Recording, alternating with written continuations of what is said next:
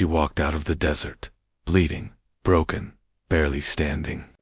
The Navy SEALs raised their rifles until the commander saw her eyes. One sentence from him silenced the entire unit. Who was Olivia Watson? And why did her past make battle-hardened soldiers freeze in awe? The desert was quiet. Too quiet. Floodlights cut through the haze. The SEALs froze as the figure stumbled toward the wire. Not a scavenger, not an enemy patrol. A woman. Her uniform was shredded. Blood streaked her ribs. Dust clung to her face like war paint. She didn't wave, didn't plead. She kept walking, as if each step belonged to something larger than her pain. At 50 yards she collapsed to her knees. At 10, she pulled herself up again, clutching the wire with torn fingers. "Gate," Commander Harris ordered. When she fell inside, the medics rushed. She refused. Morphine. Her jaw locked as the needle stitched through flesh. Not a sound escaped her lips. The SEALs whispered. No civilian could survive a night march through minefields and patrol lines. But she had. Her eyes finally opened. They met Harris's. In them he saw something the others hadn't yet noticed. Was off, not desperation. When she sat upright on the cot, pale but unbroken, the tent changed. She wasn't just alive. She owned the room. The whispers grew louder. Who is she? But Harris already knew. She wasn't supposed to exist. And as her gaze fixed on him, Olivia Watson's silence carried more weight than 100 rifles. The commander's next words would shatter everything. Harris whispered, almost to himself. I've seen those eyes before. Morning broke, hot and merciless. She hadn't moved all night. A tray of rations sat untouched. The SEALs circled, with rumors. CIA, mercenary, deserter. Olivia listened, her silence armor. 2 younger soldiers stepped into the tent, grinning. One dropped an M4 on the table. Field, strip it. Let's see what you've got. Her hands trembled from blood loss, but the weapon fell apart in seconds. Bolt, pin, spring, chamber. Each click was precise, efficient. She reassembled it faster than most of them ever could. The tent was silent when she slammed the rifle down. Where did you learn that? Harris asked, her lips curved, faint but sharp. Where do you think? Respect replaced mockery. Fear followed close. That night the mess hall buzzed with whispers. She wasn't just surviving. She was something else. Something more. Harris lit a cigarette outside the tent, smoke curling into the desert wind.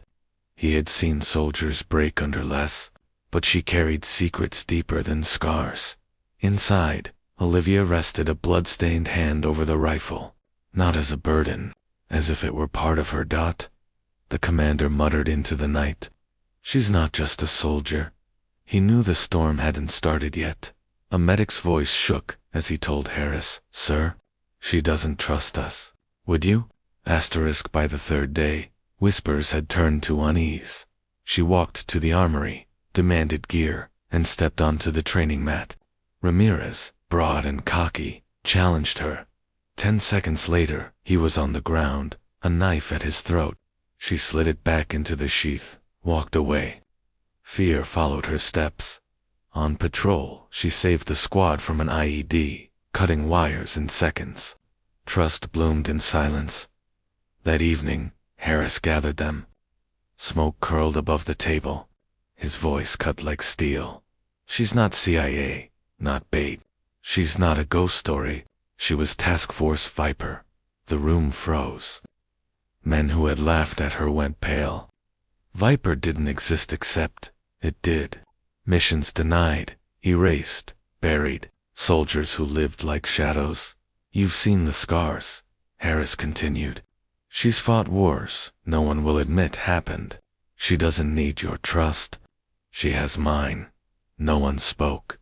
Outside, Olivia sat alone, but the weight of their stares had changed. Respect hung in the air.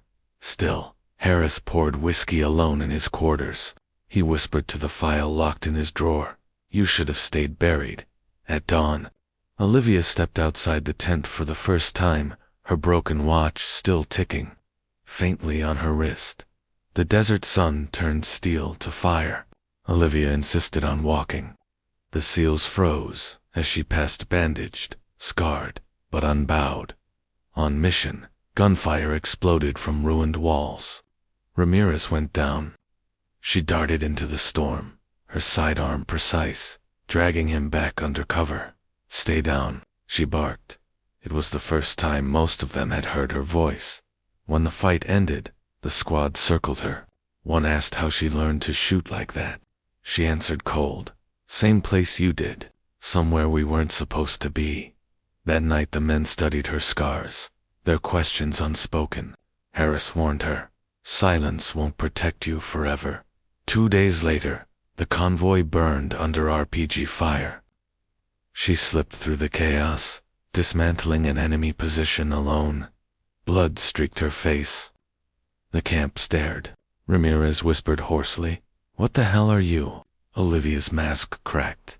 Her voice carried steady across the wreckage. "I was Task Force Viper." Her next words were quieter, but sharper than bullets, "and I was the last one." Laughed asterisk. The SEALs listened as the desert burned behind them. "There were 12 of us," she said. "We went where even you weren't allowed. Every mission ended the same. Silence. No medals. No names." She touched the scar across her ribs. "One night, it all went wrong. A trap. Half were dead in the first minute. The rest fought until nothing was left. I crawled out with scars and ghosts." The men were silent. Even Harris looked away. She finished, "That's why I don't talk, because I buried my family in places no one admits existed."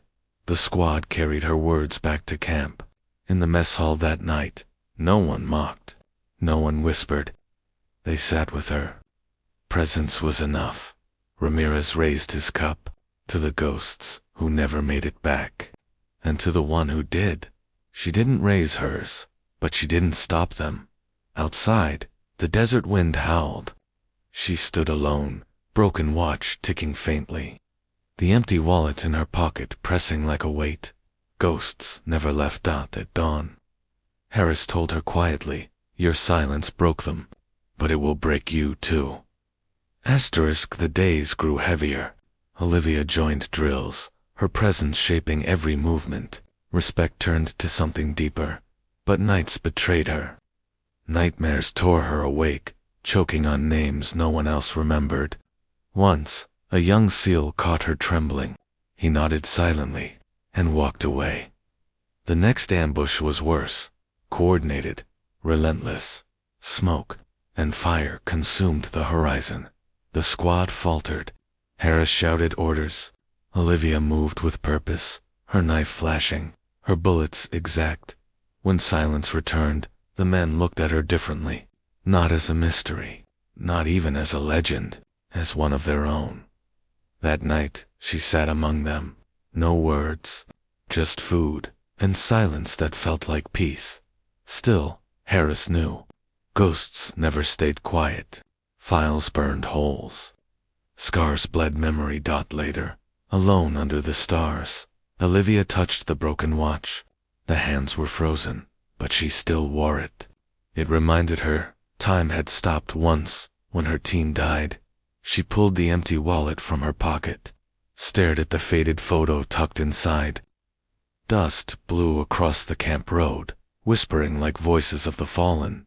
She closed her eyes. For the first time, she allowed herself to hope in the distance. Headlights cut across the dusty road, vehicles not marked as friendly, rolling straight toward the camp. Asterisk. The night was heavy. Clouds smothered the moon, leaving the desert black and restless.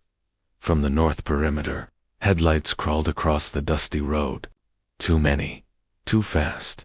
Not friendly. Alarms blared. Boots thundered through gravel. The SEALs snapped into formation, rifles up, adrenaline sharp. Harris barked orders, but his eyes flicked once toward the medical tent. Toward her. Olivia was already there. She stepped out into the cold air, broken watch on her wrist, glinting faintly under the floodlights. The second hand was frozen. She still wore it anyway. The convoy stopped short of the wire. Engines rumbled. Then, silence. Doors slammed. Figures emerged. Shadows cut sharp against the lights. Not insurgents. Not civilians. Their uniforms were too clean, too deliberate. Faces hidden. Movements disciplined. Private contractors. One SEAL muttered, but Harris shook his head. His jaw locked tight. Not contractors. Olivia's gaze sharpened. She knew the rhythm of their steps. Too precise, too rehearsed. Not strangers.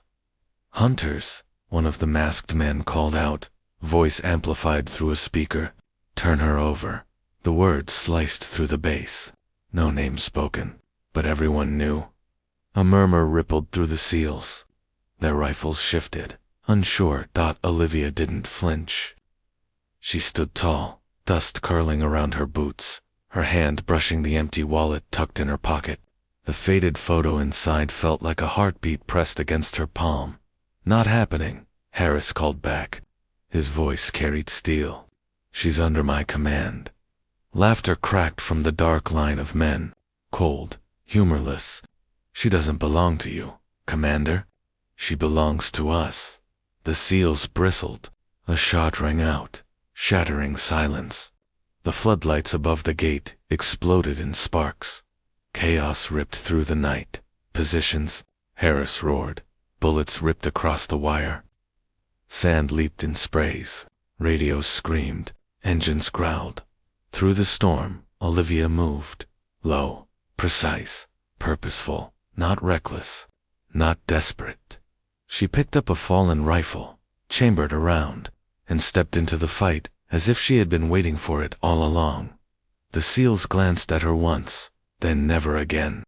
She wasn't a stranger now. She was one of them, holding the line. But as the enemy pressed harder, their formation shifted. This wasn't a raid. This was a retrieval. They hadn't come for the base. They had come for her. Olivia raised her rifle, then froze, eyes widening at the sight of the insignia stitched onto their shoulders. A serpent coiled around a dagger. Task Force Viper.